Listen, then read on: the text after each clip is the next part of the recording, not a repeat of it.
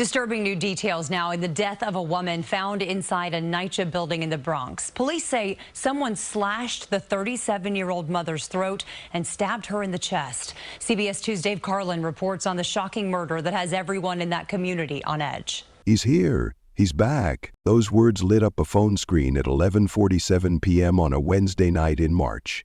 The message came from Jenna James, a 37-year-old Bronx mother whose fingers must have been shaking as she typed. No one replied. No one called 911. No one showed up at her door. 3 days later, her brother turned the knob of apartment 2B at Betances' houses. The doors swung open without resistance, unlocked.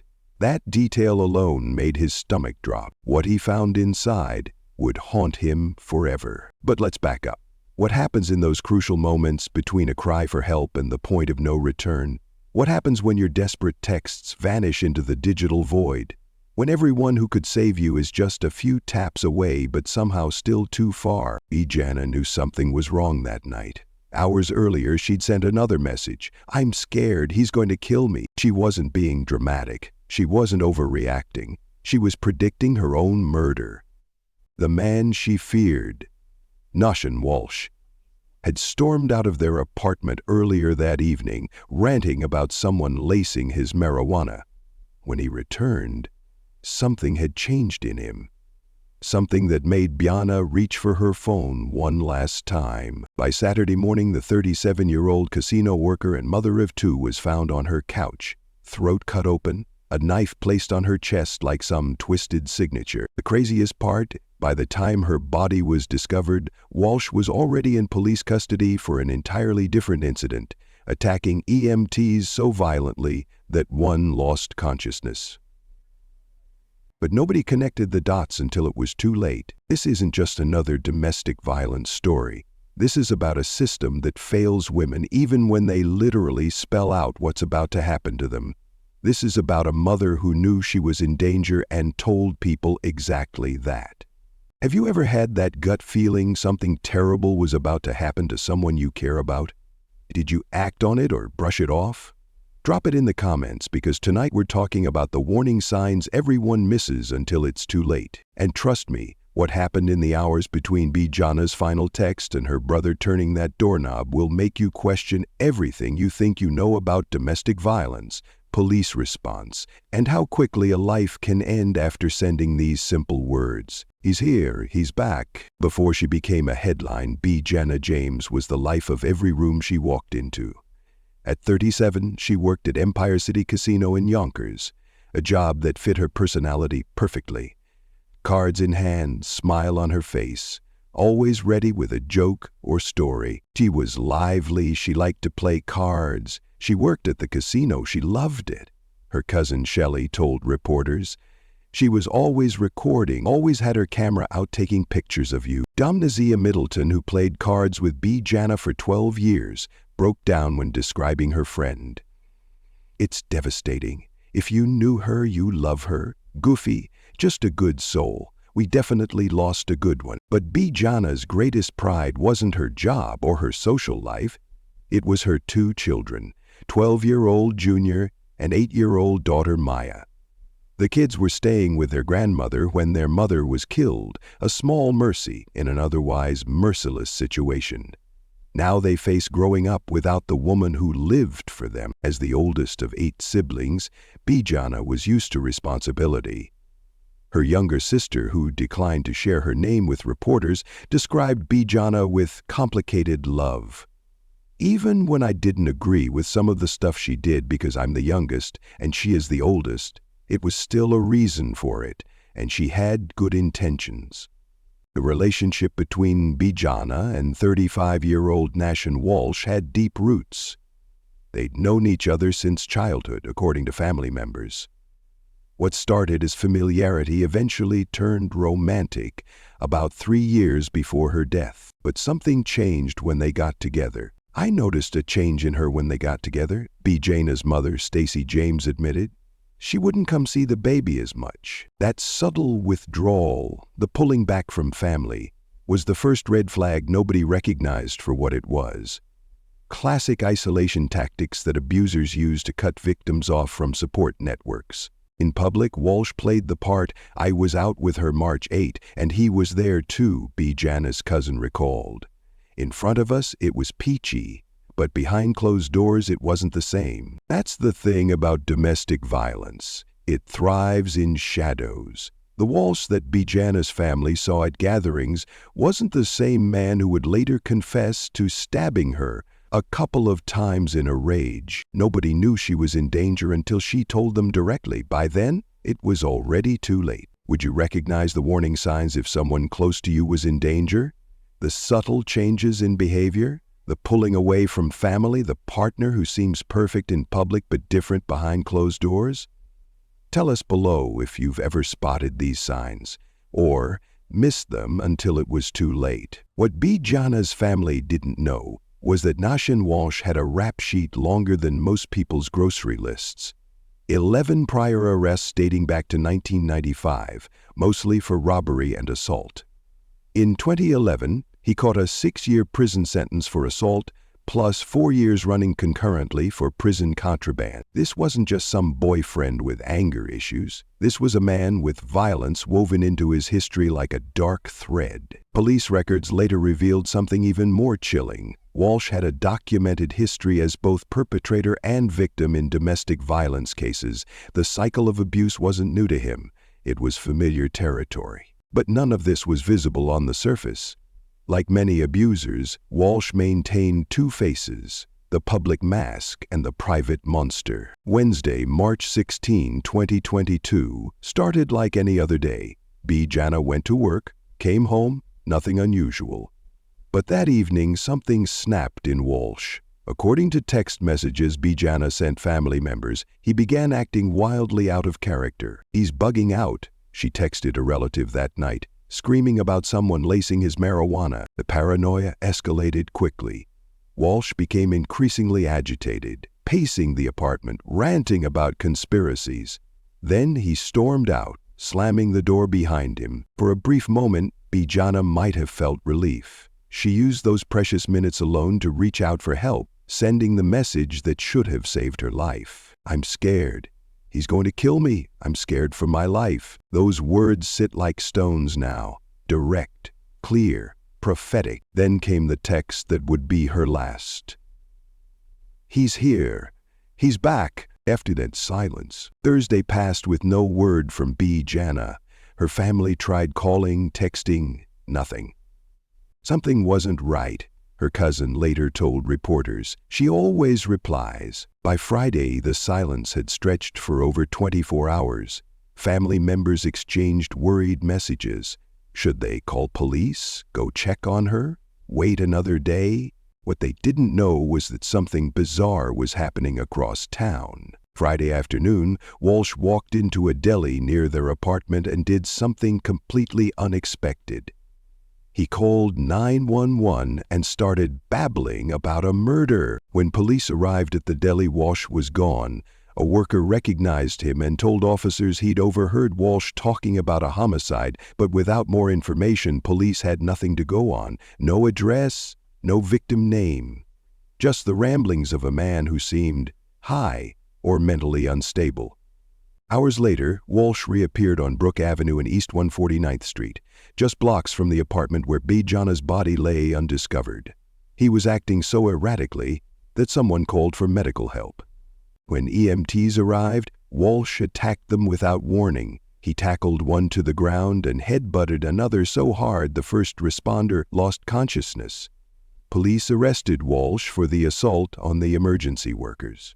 He was now in custody, but for the wrong crime, and still nobody had checked on B. Jana. The clock was ticking toward 2:30 a.m. Saturday, when her brother would finally turn that unlocked doorknob and discover what Walsh had done.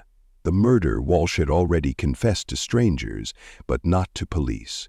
The murder nobody connected to the man already sitting in a cell. By late Friday night, B. Jana's family couldn't shake the feeling that something was terribly wrong. Nearly 48 hours had passed since her final text.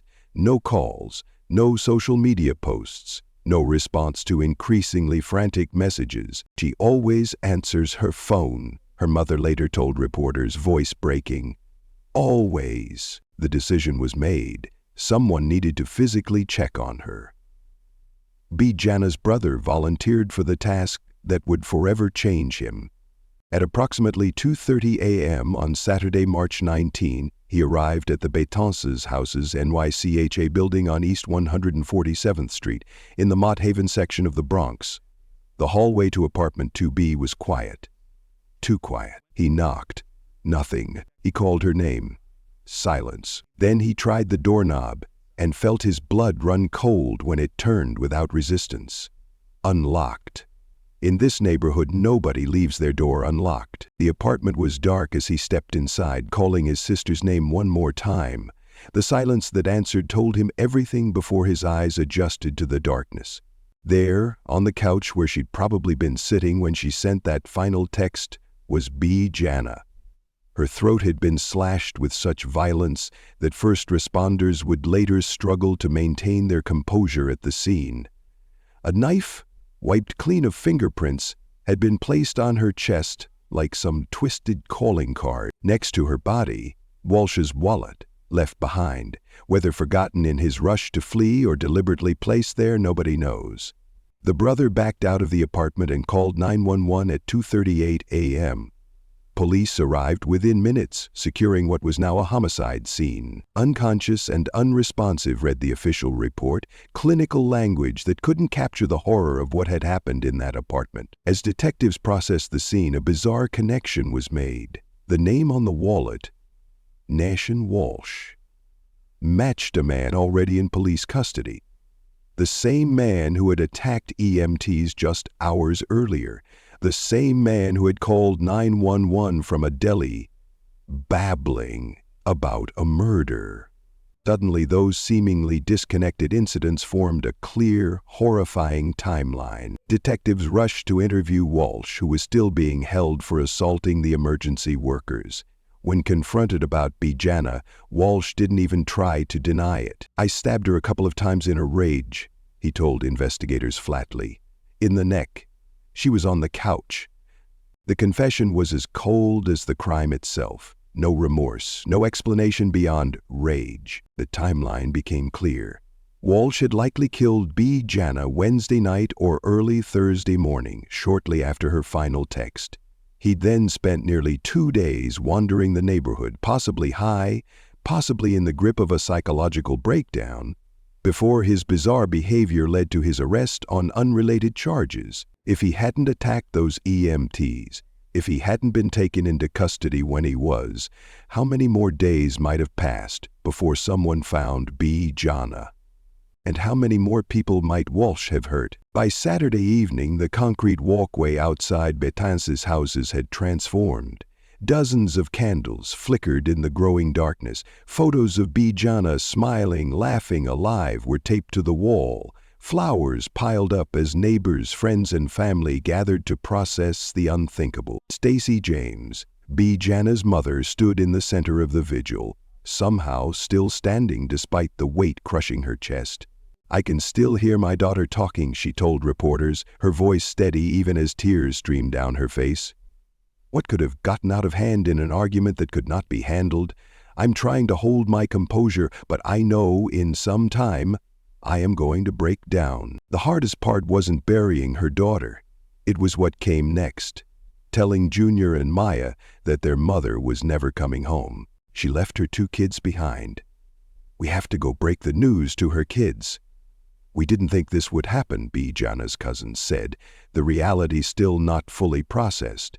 2 children, 12 and 8, now faced growing up without their mother, carrying the knowledge of how violently she was taken from them. Meanwhile, the legal machinery ground forward with cold efficiency. On Sunday, March 20, just 24 hours after B. Jana's body was discovered, Walsh was formally charged with murder, manslaughter, and criminal possession of a weapon.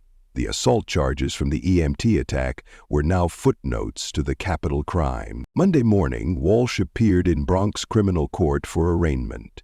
He showed no emotion as the charges were read, no reaction when the judge ordered him held without bail, no acknowledgement of the family members watching from the gallery, searching his face for any hint of the humanity that might explain how someone could slash the throat of a woman he supposedly loved. The case was open and shut. The confession, the wallet at the scene, the history of violence, the text messages predicting exactly what happened. But for B. Jana's family, justice felt hollow. A conviction wouldn't bring her back. Prison time wouldn't fill the empty chair at holiday gatherings. Legal consequences couldn't erase the image burned into her brother's mind. "My daughter was loved," Stacey James told the crowd at the vigil. "People really loved my daughter." The system that should have protected B. Jana had failed at every turn. Her explicit warnings went unheeded. Walsh's violent history hadn't triggered any preventative measures. Her fear, documented in text messages, wasn't enough to save her. What do you think should happen to someone who ignores clear cries for help? To the friends who don't call police when they receive a text saying, "I'm scared, he's going to kill me"? To the systems that let violent offenders return to relationships without monitoring? To the society that still treats domestic violence as a private matter until it becomes a public homicide? Let us know in the comments. Because B. Jana's story isn't over as long as other women are sending similar texts right now, hoping someone takes them seriously. "I'm scared, he's going to kill me." Those words should have set off every alarm bell. They weren't subtle. They weren't ambiguous. They were a woman predicting her own murder. But text messages are easy to dismiss, easy to read and forget to respond to, easy to think, "She's probably exaggerating," or "They'll work it out," until they don't. B. Jana's texts weren't the only warning sign blazing red in the darkness. Walsh's history screamed danger from every angle. 11 prior arrests, 6 years in prison for assault, a documented pattern of domestic incidents, both as aggressor and victim. The system knew who Nashan Walsh was. His name, his fingerprints, his mugshots were already in databases across New York, yet somehow he remained free to escalate from assault to murder. Then there's the substance abuse connection. Walsh's paranoid rant about laced marijuana hours before the killing points to a toxic combination: underlying violence plus mind-altering substances. It's a pattern domestic violence experts see repeatedly. Drugs and alcohol don't create abusers, but they remove the last threads of restraint from those already prone to violence. Why didn't B. Jana just leave? It's the question everyone asks, not understanding that leaving is when domestic violence victims are most likely to be killed. The most dangerous moment in an abusive relationship is the escape attempt. Without safe housing, financial resources, and physical protection, leaving can be a death sentence. B. Jana knew this instinctively. Her fear wasn't of staying, but of what would happen when Walsh returned to the apartment that night. Resources exist that might have saved her life. Emergency shelters, domestic violence hotlines, court-ordered protection, police escorts. But accessing these resources requires time, knowledge, and often transportation. 3 things B. Jana didn't have in those final hours as she sat on her couch, watching the door, and phone in hand. Now, Junior and Maya face growing up without their mother. They'll hit milestones, graduations, first dates, weddings, children of their own, with an empty space where B. Jana should be. They'll carry not just the grief of loss, but the knowledge of how preventable that loss was. Every text message B. Jana sent was a flare shot into the night sky begging for rescue.